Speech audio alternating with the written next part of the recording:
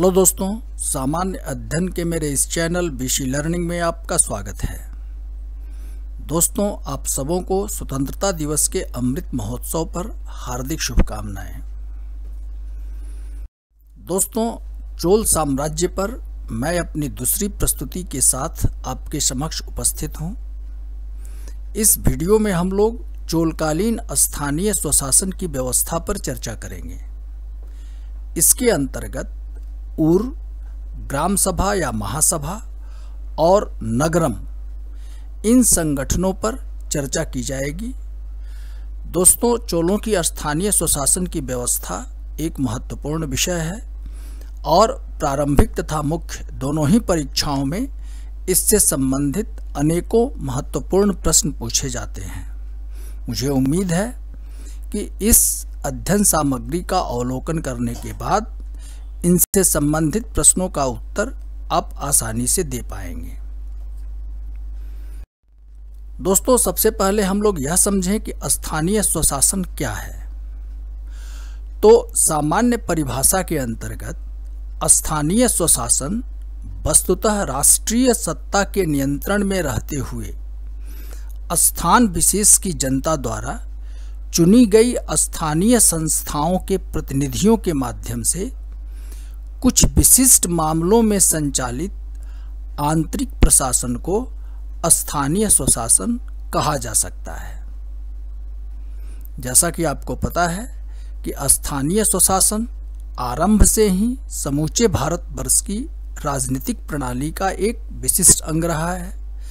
समय समय पर कई साम्राज्यों का उदय एवं पतन होता रहा, लेकिन यह व्यवस्था चलती रही। यहाँ तक कि भारत आने वाले विदेशियों ने भी इस व्यवस्था को मान्यता प्रदान की। सबसे पहले चोल प्रशासनिक व्यवस्था की एक रूपरेखा पर हम लोग नजर डालें तो सबसे ऊपर चोल मंडलम अर्थात चोल साम्राज्य था। चोल साम्राज्य कई मंडलों में बटा हुआ था, प्रांतों में बटा हुआ था, जिन्हें मंडलम कहा जाता था। मंडलम कोट्टम में बटे हुए थे, अर्थात कमिश्नरी जो आजकल के कमिश्नरी हैं उनमें बटे हुए थे। कमिश्नरियाँ या कोट्टम जो है वह नाडुओं में बटी हुई थी। नाडु जो जिले का जो है सो प्रतिनिधित्व करता है। नाडु कुर्रम में बटे हुए थे। कुर्रम अर्थात ग्राम समूहों में बटे हुए थे और प्रशासन की सबसे निचली इकाई ग्राम थी। तो प्रस्तुत वीडियो में हम लोग ग्राम स्तर पर जो स्थानीय स्वशासन संस्थाएं थी उन पर हम लोग चर्चा करेंगे। वैसे चोल प्रशासनिक व्यवस्था पर मैं अलग से एक प्रस्तुति आपके समक्ष प्रस्तुत करूंगा। आइए आगे देखते हैं। तो चोलों की प्रशासनिक व्यवस्था के अंतर्गत प्रायः प्रशासन के प्रत्येक स्तर पर स्थानीय सभाओं का अस्तित्व था, जिनकी सहायता प्रशासनिक कार्यों में प्राप्त की जाती थी। जैसे नाडु की स्थानीय सभा नाटवर कहलाती थी और नगरों की स्थानीय सभा नगरतार कहलाती थी। इसी प्रकार व्यवसायियों की संस्था या सभा पुग थी और शिल्पियों की श्रेणी। लेकिन चोलों की प्रशासनिक व्यवस्था के अंतर्गत ग्रामीण स्तर पर स्थानीय स्वशासन की व्यवस्था अत्यंत मजबूत और विशिष्ट थी।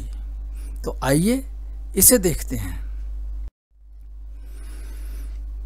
तो चोलों की प्रशासनिक व्यवस्था के अंतर्गत ग्रामीण स्थानीय स्वशासन की प्रणाली शेष भारत की तुलना में अत्यंत विकसित थी, जिसका विवरण 919 ईस्वी एवं 921 ईस्वी के उत्तर मेरूर के 2 शिला अभिलेखों से मिलता है।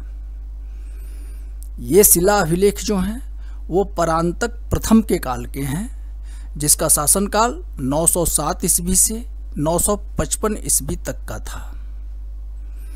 और जो उत्तर मेरूर के जो ये 2 शिलालेख हैं 919 और 921 के अभिलेख, ये परांतक प्रथम के काल के 12वें एवं 14वें वर्ष के हैं और इनमें परांतक प्रथम द्वारा उत्तर मेरूर में की गई 2 बैठकों में ग्राम प्रशासनिक प्रणाली में किए गए सुधारों को लेखबद्ध किया गया है। तो उत्तर मेरूर के इन 2 शिला अभिलेखों में जो तथ्य उत्कीर्ण है उसी के आधार पर चोलों के ग्रामीण स्थानीय स्वशासन प्रणाली पर प्रकाश पड़ता है और इसी के आधार पर इसकी विवेचना की जाती है।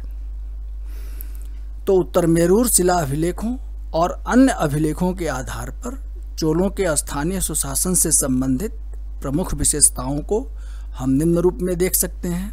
तो आइए इसे देखते हैं। तो चोल प्रशासनिक व्यवस्था के अंतर्गत स्थानीय अथवा ग्राम स्तर की प्रशासनिक व्यवस्था हेतु ऊर तथा सभा या महासभा 2 सभाओं की जानकारी प्राप्त होती है। तो ये सभाएं थी ग्राम स्तर पर ऊर तथा दूसरी सभा या महासभा। ये सभाएं जो थी वो बालिक सदस्यों से निर्मित थीं और ग्रामीण प्रशासन में इनकी महत्वपूर्ण भूमिका थी। ये प्रत्येक सभाएं अपनी विभिन्न समितियों, जिन्हें वारियम कहा जाता था, के माध्यम से अपने सामाजिक, आर्थिक, राजनीतिक, धार्मिक आदि कार्यों का संचालन करती थी। तो इन सभाओं की समितियों को वारियम कहा जाता था। यह एक महत्वपूर्ण तथ्य है। इसके अतिरिक्त नगरम संज्ञक सभाओं की भी सत्ता थी, जो व्यापारिक बस्तियों में व्यापारिक समुदायों की सभा थी। आगे बढ़ते हैं। अब इन स्थानीय स्वायत्त संगठनों की विशेषताओं को हम लोग देखेंगे। तो सबसे पहले उर जो था वह सर्वसाधारण, विशेषकर गैर ब्राह्मण निवासियों वाले गांवों की सभा थी। उर सभा या महासभा वस्तुतः अग्रहार भूमि प्राप्त करताओं, जिन ब्राह्मणों को दान दिया जाता था या मंदिरों को जो दान दिया जाता था जिन गांवों को, तो वहाँ की सभा थी। अर्थात ब्राह्मण बस्तियों में ब्राह्मणों के व्यवस्थापन से संबंधित सभा या महासभा कहलाती थी। और नगरम जैसा कि हम लोगों ने पहले चर्चा की कि व्यापारिक समुदाय की महत्वपूर्ण प्रशासनिक इकाई थी। अब इनकी प्रमुख विशिष्टताओं को हम लोग देखें। तो उर जो थी वह सर्वसाधारण, विशेषकर गैर ब्राह्मण निवासियों वाले गांवों की सभा थी। इसकी कार्यकारिणी समिति को आलुंगनम कहा जाता था। प्रारंभिक परीक्षाओं के दृष्टिकोण से यह महत्वपूर्ण तथ्य है कि आलुंगनम उर की कार्यकारिणी समिति होती थी। सामान्यतः एक गांव में एक उर होते थे, लेकिन बड़े गांव में एक से अधिक उर भी होते थे। जो अभिलेखों से जो जानकारी मिलती है तो उसके अनुसार सात मंगलम, अमनकुंडी और कुमार मंगलम नामक गांव में अभिलेखों से 2 उर होने के प्रमाण मिलते हैं। अगर बड़ा गांव है, जनसंख्या अधिक है, तो ऐसे गांव में एक से अधिक उर सभाओं के होने की जानकारी भी प्राप्त होती है अभिलेखों से। उर के मुख्य कार्यों में ग्रामीण भूमि के रिकॉर्ड को लिपिबद्ध करवाना, सार्वजनिक हित के कार्यों हेतु तालाबों के निर्माण अथवा वनों के लिए भूमि का अधिग्रहण करना, किसी भूमि को करमुक्त घोषित करना, भूमि के लगान को वसूलना आदि कार्य जो है सो इस उर नामक सभा के माध्यम से, संस्था के माध्यम से किए जाते थे। आगे बढ़ें। अब हम लोग सभा या महासभा इसको देखते हैं। तो जैसा कि हम लोगों ने पहले चर्चा किया कि सभा या महासभा वस्तुतः अग्रहार भूमि प्राप्तकर्ताओं अर्थात ब्राह्मण बस्तियों में ब्राह्मणों के व्यवस्थापन से संबंधित सभा थी। चोल अभिलेखों में सभा को पुरुगिरी कहा गया है। यह एक महत्वपूर्ण तथ्य है प्रारंभिक परीक्षाओं के दृष्टिकोण से। सभा के सदस्यों को पेरुमक्कल कहा जाता था, अर्थात पुरुगिरी सभा को कहा गया है। या महासभा को पुरगिरी कहा गया है और सभा या महासभा के सदस्य को पेरुमक्कल कहा जाता था। सभा अपने सभी कार्य निर्वाचित सदस्यों से बनी समितियों, जिन्हें वारियम कहा जाता था, के माध्यम से करती थी और सभा के समितियों के सदस्य जो होते थे वह वारीय पेरुमक्कल कहलाते थे। सभा की समितियों में दान समिति, उपवन समिति, सिंचाई समिति, कृषि समिति, मंदिर अनुरक्षण समिति आदि प्रमुख समितियां होती थीं। तो ये कुछ महत्वपूर्ण तथ्य हैं। आगे बढ़ें। अब कुछ प्रमुख समितियों के नाम जो अभिलेखों से प्राप्त होते हैं उन पर एक नज़र डालें। तो पहला, संवत्सर वारियम। यह सभी समितियों के कार्यों का वार्षिक पर्यवेक्षण करने वाली समिति थी। संवत्सर वारियम। तुट्टवारियम, यह उपवन या उद्यान समिति थी, इसको तुट्टवारियम कहा जाता था। येरिवारियम, यह तड़ाग या तालाब समिति थी। पंचभार अर्थात आपसी विवाद का निपटारा करने वाली समिति पंचभार कहलाती थी। पुण्यवारियम, यह स्वर्ण समिति थी। उदासिक वारियम, विदेशियों और सन्यासियों की समिति थी। धर्मवारियम, न्याय समिति को कहा जाता था। तो ये ग्रामीण स्तर की कुछ सभाओं के कुछ प्रमुख समितियों का विवरण है। इसे आप ध्यान से देख लें, इससे संबंधित प्रश्न अक्सर परीक्षाओं में पूछे जाते हैं। आगे बढ़ते हैं। अब सभा के सदस्यों का निर्वाचन किस प्रकार से होता था, इसे हम देखते हैं। तो निर्वाचन की प्रक्रिया का निर्धारण अधिकांशतः ग्राम सभाओं द्वारा ही किया जाता था। यद्यपि 1190 ईस्वी के अभिलेख से यह स्पष्ट होता है कि कभी कभी चुनाव के नियम सम्राट द्वारा भी निर्धारित किए जाते थे, लेकिन सामान्यतः जो निर्वाचन की प्रक्रिया थी वह ग्राम्य सभाओं द्वारा ही तय की जाती थी।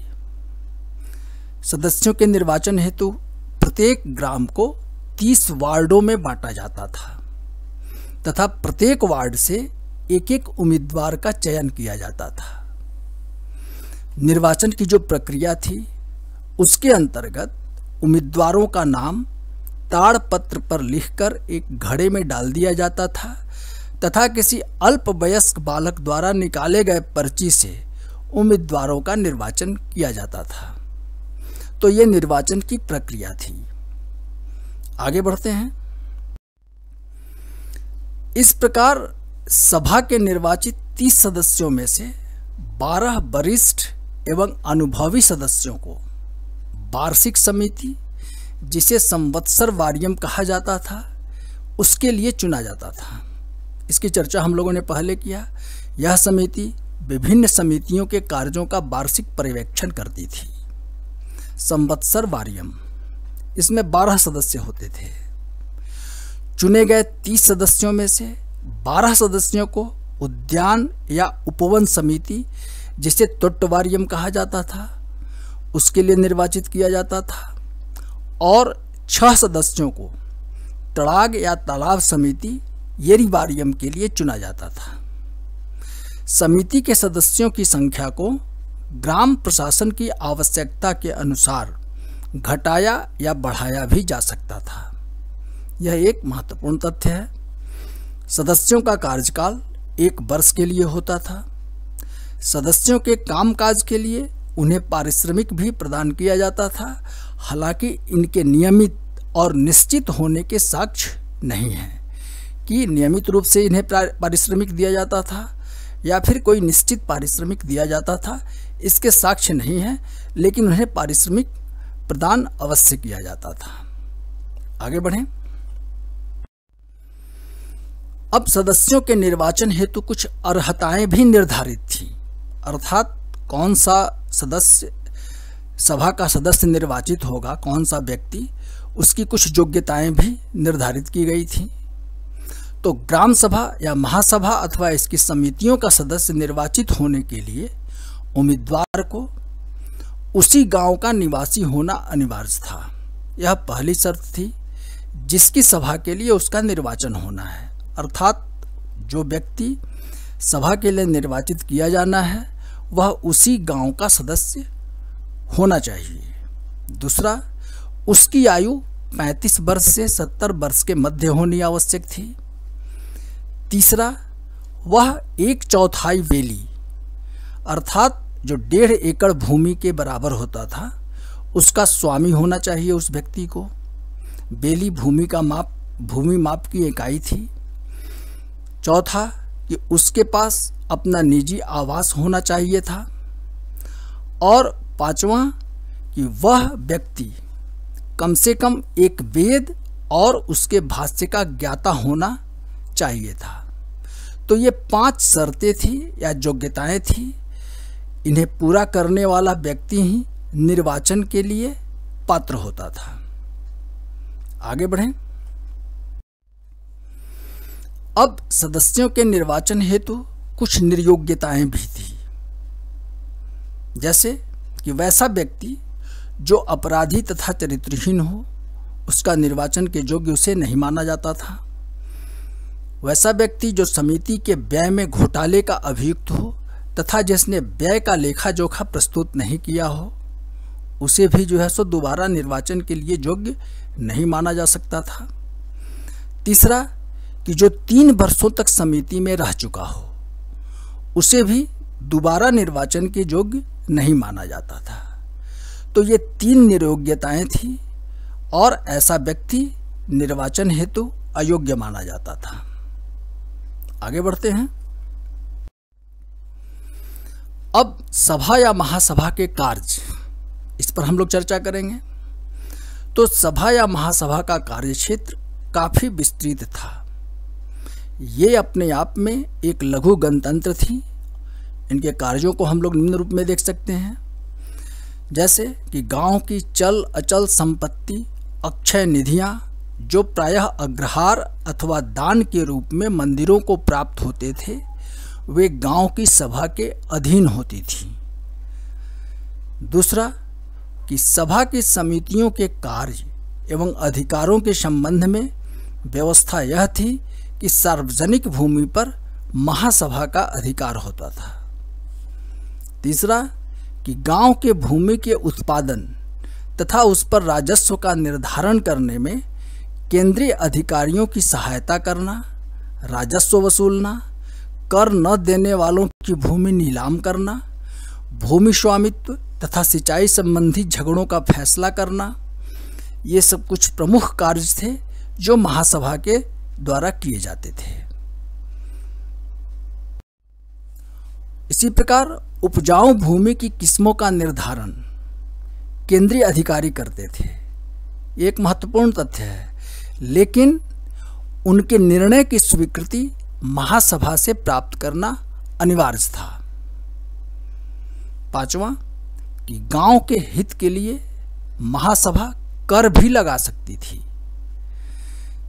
छठा, कि न्याय समिति वेतन प्राप्त अधिकारियों के माध्यम से अपराध का पता लगाती थी और अपराधी को समुचित दंड भी दिया जाता था। धर्म वारियम जो था वह न्याय समिति की देखभाल करती थी।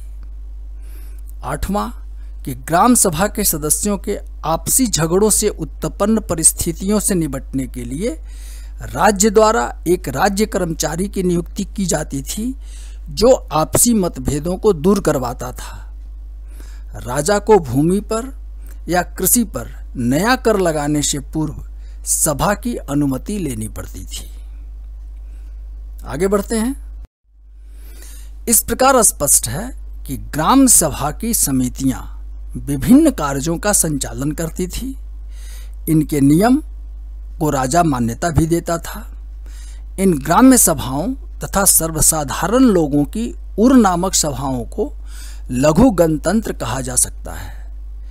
इन स्वशासित व्यवस्थाओं में केंद्रीय सत्ता असाधारण परिस्थितियों में ही हस्तक्षेप कर सकती थी, अन्यथा ये संस्थाएं जो हैं वे स्वतंत्रता पूर्वक अपने कार्यों का संचालन करती रहती थी। तो सभा के या महासभा के कार्यों से संबंधित ये कुछ महत्वपूर्ण तथ्य हैं। इसे आप आसानी देख लें ताकि इनसे संबंधित प्रारंभिक एवं मुख्य परीक्षाओं से संबंधित प्रश्नों का उत्तर आप आसानी से दे सकते हैं। आगे बढ़ते हैं। अब हम लोग नगरम पर चर्चा करेंगे। तो चोल अभिलेखों में नगरम का उल्लेख व्यापारिक केंद्रों की प्रबंधकीय इकाई के रूप में हुआ है, जो व्यापारी समुदायों की सर्वाधिक महत्वपूर्ण प्रशासकीय सभा थी। इसकी भी चर्चा हम लोगों ने पहले किया है। राजराज प्रथम के शासनकाल से संबंधित एक अभिलेख जो राजराजेश्वर मंदिर पर उत्कीर्ण है, इसके अनुसार नगरम वस्तुतः ग्राम सभा से पृथक एक इकाई थी और इसमें व्यापारी समुदायों के सदस्यों को ही सम्मिलित किया जाता था। नगरम सभा द्वारा विभिन्न औद्योगिक व्यापारिक प्रतिष्ठानों जैसे नमक निर्माण उद्योग, इसको उप्पायम कहा जाता था, स्वर्ण उद्योग तोट्टोपाट्टम कहा जाता था, इनसे कर संग्रह करती थी ये नगरम सभा। नगरम सभा संग्रहित धन का उपयोग यातायात मार्गों के विकास, बाजारों की व्यवस्था और अनेकों आधारभूत संरचनाओं के विकास में करती थी। नगरों या व्यापारिक वस्तुओं में विक्रय हेतु लाई गई वस्तुओं पर कर निर्धारण एवं कर संग्रह का दायित्व नगरम सभा का ही होता था। तो दोस्तों, ये चोलों के स्थानीय स्वशासन से संबंधित जो व्यवस्था थी उससे संबंधित ये कुछ प्रमुख तथ्य हैं जो प्रारंभिक एवं मुख्य दोनों ही परीक्षाओं के दृष्टिकोण से अत्यंत उपयोगी हैं। मुझे उम्मीद है कि इसका अध्ययन करने के बाद आप इनसे संबंधित प्रश्नों का उत्तर आसानी से दे सकते हैं। दोस्तों, इस वीडियो में बस इतना ही। दोस्तों, यदि मेरी यह प्रस्तुति आपको उपयोगी लगी है तो कृपया मेरे इस वीडियो को लाइक करें और यदि अभी तक आपने मेरे इस चैनल को सब्सक्राइब नहीं किया है तो प्लीज़ मेरे इस चैनल को सब्सक्राइब अवश्य करें।